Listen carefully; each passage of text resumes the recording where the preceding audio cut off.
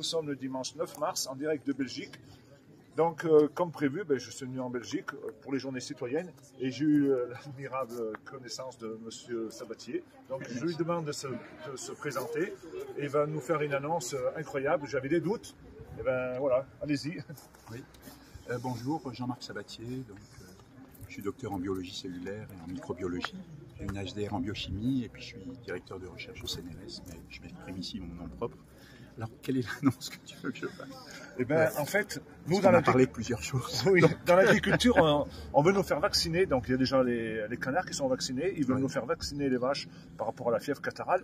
Et il y a beaucoup, de personnes sur Internet qui me suivent et qui ont peur que ça se retrouve dans les produits, dans la viande, dans le lait, dans le foie gras, tout ça. Donc, dites-nous ce que nous avez dit tout à l'heure, parce que moi, j'avais un doute, mais alors là, cette fois-ci, il faut convaincre les agriculteurs de ne pas faire ce vaccin. Oui, il faut éviter de vacciner, notamment il faut éviter tous les vaccins à ARN messager, auto-amplifiants, conventionnels, parce qu'ils sont très délétères. Ils sont très délétères pour les animaux et aussi pour les organismes, parce que la stratégie de vaccination entre guillemets à ARN messager n'est pas du tout au point. Et il y a beaucoup d'inconvénients à le faire, y compris pour les animaux. Donc moi personnellement, je ne recommande pas du tout la vaccination des animaux avec ces vaccins à ARN messager. Donc tout à l'heure, vous nous avez confié que vous n'aviez pas mangé du foie gras et vous ne mangez plus de canard depuis que vous saviez qu'ils étaient vaccinés. Parce que c'est de la viande rouge qui n'est pas forcément cuite à une assez haute température. Oui, voilà. Oui, c'est ça. Là, en France, il y a des canards qui ont été injectés avec le vaccin de Ceva, qui est un vaccin à ARN messager auto-amplifiant contre l'hémagglutinin H5 pour la grippe aviaire, pour le canard. Et clairement, il y a un danger associé à ces injections vaccinales, puisque en fait, on peut très bien avoir un ARN messager qui n'est pas dégradé, qui reste fonctionnel, et puis qui peut se retrouver, qui peut contaminer la viande. Surtout que c'est des ARN qui se multiplient maintenant. Oui, les ARN messagers auto-amplifiants sont capables de s'auto-répliquer. On les appelle les réplicants aussi, c'est-à-dire qu'on injecte un ARN messager auto-amplifiant. Et avec cet ARN messager auto-amplifiant, il y a une partie en fait de cet ARN messager qui va coder pour un complexe réplicase qui provient d'un autre virus, soit un alphavirus ou un flavivirus. Et donc ça va produire des protéines du complexe réplicase qui sont capables de reproduire en fait l'ARN messager auto-amplifiant. C'est-à-dire qu'on injecte l'ARN messager qui va coder pour l'antigène, mais également pour un complexe qui, lui, va permettre l'autoréplication, c'est-à-dire la fabrication de nouvelles molécules correspondant à l'ARN messager auto-amplifiant. Donc c'est très délétère, c'est comme si on photocopiait l'ARN messager. C'est une catastrophe. Oui. Donc moi je lance l'appel à mes collègues, d'ailleurs j'ai un copain belge, un agriculteur belge, lui aussi il veut lancer l'appel que nos compatriotes agriculteurs résistent et on ne tombe pas dans cette facilité de vacciner, parce que ça va se retourner contre nous les agriculteurs, parce que les consommateurs de peur ne vont plus consommer du foie gras, ne vont plus consommer de la viande et même du lait. Vous dites que parce que en fait le lait cru, c'est encore pire puisqu'il n'est pas monté à haute température, donc ça risque avec ce vaccin qui va s'auto-multiplier, photocopieuse. Donc on ne veut pas que les gens ils deviennent tous véganes, parce qu'on a besoin de vivre, de travailler, nous les paysans, d'avoir des vaches, des canards, tout ça. Donc on demande vraiment de résister. Et mon collègue belge, il est stupéfait, lui, parce que lui, en plus, en Belgique, le ministère de l'Agriculture, tu peux expliquer? Oui, en Belgique, on nous a obligés depuis le mois d'octobre à vacciner pour deux maladies, la langue bleue, la fièvre catarrhale pour le sérotype 3, sérotype 8, et également la maladie hémorragique. Alors qu'en France, c'est un peu celui qui veut, vous restez libre de le faire, sauf pour le canard. Voilà. Mais nous, du jour au lendemain, notre ministre a décidé que c'était obligatoire. Et toi qui es agriculteur bio en plus, tu refuses totalement. Ah ouais, totalement. Ouais, totalement. Ouais. Donc voilà, tu vas aller jusqu'au bout. Ils ne m'ont pas eu avec le Covid et ils n'auront pas mes vaches non plus. Alors pour les élevages de moins de 250 canards, l'injection vaccinale n'était pas obligatoire. Oui, oui, mais on sait bien que dans l'industrie maintenant, pour vivre du canard, il faut des dizaines de milliers de têtes. Voilà, en tout cas. Moi, j'ai une petite question. Et par rapport aux ondes électromagnétiques et le vaccin sur les animaux, vous pensez quoi par rapport à l'ARNM et surtout l'oxyde de graphène? Oui, ben, disons que c'est un sujet qui est très délicat, très chaud. C'est-à-dire les ondes électromagnétiques, elles sont délétères sur l'organisme. C'est entre 300 MHz et 300 GHz, et puis pour des fréquences inférieures à 30 MHz, qui est la fréquence de résonance des organes. Et c'est vrai qu'il y a des effets délétères. Bon, ça se comprend facilement, parce que dans une cellule, vous avez des électrolytes, vous avez de l'eau, vous avez des molécules chargées, etc. Et donc on comprend bien qu'on peut avoir un effet très important des ondes, hein, notamment sur les animaux qui sont exposés aux antennes 5G, etc. On le voit. Hein. Oh non, oui, nous on a vraiment des cas vraiment spécifiques, oui, qui ont tout perdu. Hein. C'est pas du tout étonnant, hein, parce que c'est connu, et notamment la fréquence de 2450 MHz est très délétère. C'est la fréquence justement des antennes 5G, de la Wi-Fi, des éoliennes. Des éoliennes aussi. Même les télécommunications et d'énergie. Même 4G, nous, moi j'ai un agriculteur voisin en Haute-Loire. Ah oui, les 4G aussi. C'est une catastrophe. Oui. Parce que les vaches elles boivent beaucoup d'eau, et vu qu'elles ont les 4 pieds par terre, et ben, ces ondes qui passent à travers l'eau, et ben, elles boivent plus d'eau, elles se laissent mourir, et voilà. Oui. Et le problème, c'est qu'il a gagné au tribunal, sauf qu'au final, il y a le Conseil d'État qui a retoqué le résultat du tribunal pour pas que ça fasse jurisprudence. Voilà, pour pas que ça fasse jurisprudence, parce que là derrière, il y a une histoire de pognon monstre, parce qu'il y a quand même 30 000 éleveurs en France qui sont victimes des ondes, et ça sera de pire en pire, parce que vous voyez bien, ils mettent des éoliennes, ils vont en mettre de partout, les antennes 5G, pour que ça marche, il faut qu'il y en ait énormément.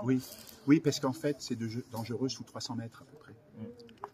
C'est très puissant sous 300 mètres. Et puis ces antennes, bon... on voit bien que c'est dangereux, hein. Il suffit que vous mettiez un morceau de viande dans un micro-ondes, vous allumez un micro-ondes et vous voyez ce que ça fait. Hein. Donc finalement, quelque part, on se rend bien compte, avec la comparaison, disons, avec un micro-ondes, ce que ça peut donner sur l'organisme. Hein. Et l'oxyde de graphène, c'est pas le plat métallique qu'on met dans le micro-ondes? Ouais.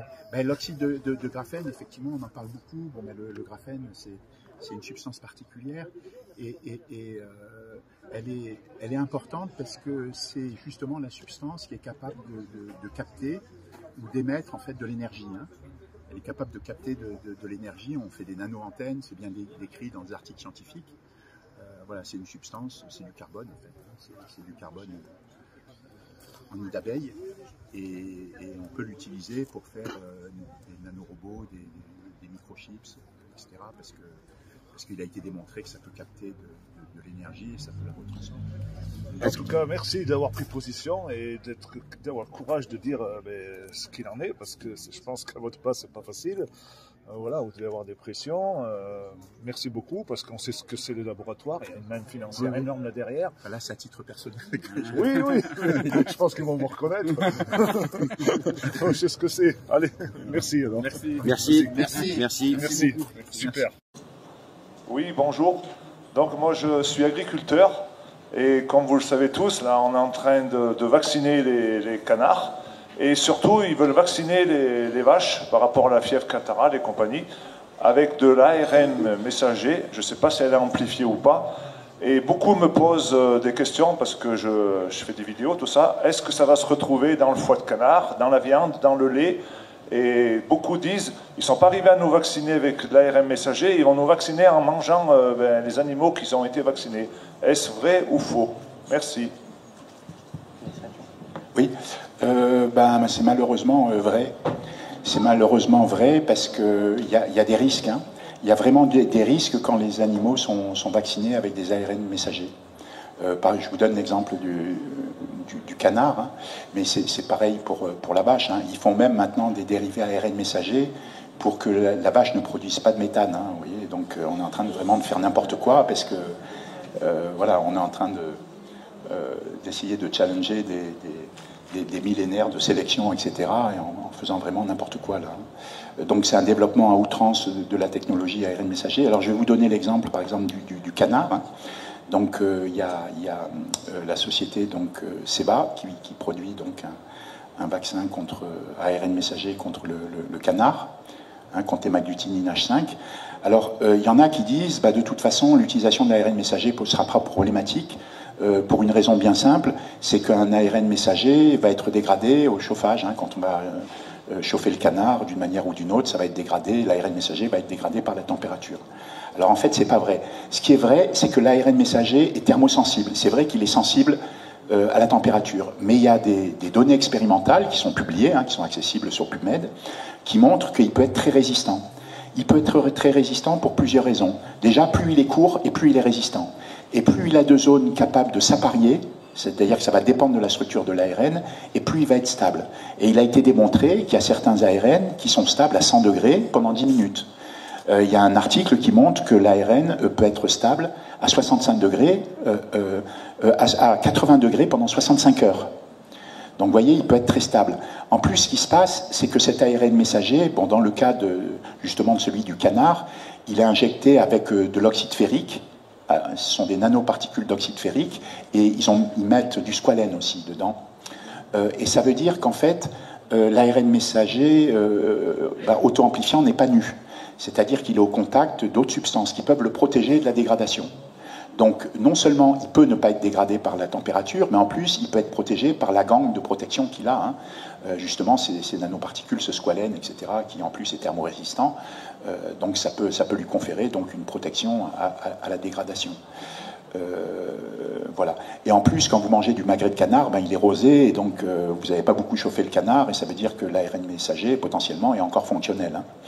Et ce qui se passe, c'est que même si vous chauffez,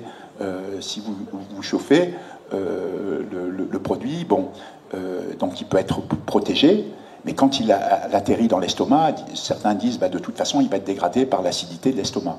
Dans l'estomac, le pH varie entre 1 et 3. Et quand on fait un jeûne thérapeutique, il peut monter jusqu'à 4. Et ce qui se passe, c'est que les nanoparticules peuvent protéger l'ARN messager de la dégradation, justement par l'acidité en fait, de l'estomac. Et ce qui se passe, c'est que quand vous mangez le magret, il passe d'abord par vos muqueuses buccales, il passe par le pharynx, par l'œsophage, etc. Et là, avant d'atterrir dans l'estomac, il parcourt quand même, il est au contact de nos muqueuses. Et donc, il peut être transmis. Et ça veut dire quoi? Ça veut dire qu'on va avoir un complexe réplicase fonctionnel. C'est-à-dire que si l'ARN messager n'est pas dégradé, qu'il est fonctionnel, ça veut dire que potentiellement on a un complexe réplicase fonctionnel. Et comme ils ont l'intention justement de nous injecter avec des tas de vaccins auto-amplifiants, ça peut être vraiment problématique parce que ce complexe réplicase fonctionnel, il a une activité ARN polymérase, ARN dépendante, c'est-à-dire il est capable de fabriquer de l'ARN à partir de l'ARN. Et donc on ne sait pas trop ce qui se passe, c'est-à-dire qu'il peut vraiment avoir une activité très très délétère dans l'organisme. En tout cas, ce qui est certain, c'est qu'il n'aura pas une activité bénéfique sur l'organisme. Il ne peut qu'avoir une activité délétère. C'est pour ça que c'est de la folie. On peut le retrouver dans les graisses aussi. Hein. J'avais une question sur la graisse de canard, par exemple, qui est beaucoup utilisée. Hein. La graisse de canard, elle est beaucoup utilisée par des gens qui mangent bio. Pourquoi? Parce que c'est très bon pour le système cardiovasculaire. C'est très bon pour la peau aussi, notamment quand on a la peau sèche. Ça augmente la sensibilité à l'insuline, hein, ça a été décrit, et ça fait chuter les LDL, hein, c'est-à-dire le mauvais cholestérol, et ça augmente les HDL, donc le bon cholestérol. Donc il a des avantages pour la santé. Et ce qui se passe, c'est que dans la graisse de canard, donc en fait c'est une graisse qui est sous-cutanée, hein, essentiellement, et qui se trouve autour des organes. Elle est très riche. Bon, il y a différents lipides dedans, hein. Il y a des lipides saturés, il y a beaucoup de lipides monoinsaturés, comme l'acide oléique, hein. C'est les oméga 9 qui vont être très bénéfiques, et puis il y a aussi des diinsaturés, des tétrainsaturés et tout, mais disons que son bénéfice est essentiellement dû justement à ces oméga 9, la présence des oméga 9 qui est très bénéfique. Alors les oméga 9, nous on les fabrique. Par contre, on ne fabrique pas les oméga 3 et on ne fabrique pas les oméga 6. Et le rapport oméga 3, oméga 6, oméga 9 est très, très important. Donc ça veut dire aussi donc, que la graisse de canard potentiellement peut être aussi contaminée par de l'ARN messager auto-amplifiant. Merci.